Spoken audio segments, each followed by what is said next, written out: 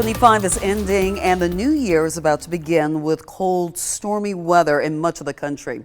In the north, it's snow and ice from the Great Lakes into the northeast. In Southern California, it's more rain. Gwen Baumgarten reports from Los Angeles.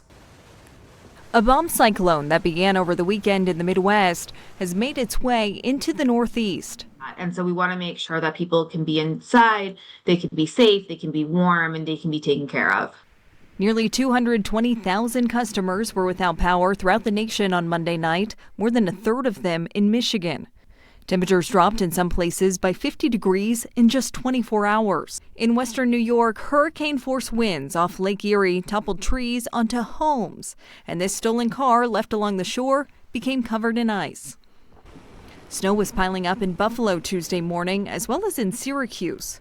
Revelers planning to camp out in Times Square to watch the ball drop as they ring in 2026 will experience the Big Apple's coldest New Year's Eve in 8 years. To the lucky ones who are going to be in the immediate vicinity, we say dress warmly so you could enjoy the moment. Preparations for Boston's celebration were delayed on Monday, too warm for ice sculpting. But temperatures are expected to fall into the teens as the fireworks go off Wednesday night. In Southern California, rain is likely to fall on the Rose Parade for the first time in 20 years. This stuff's pretty hardy.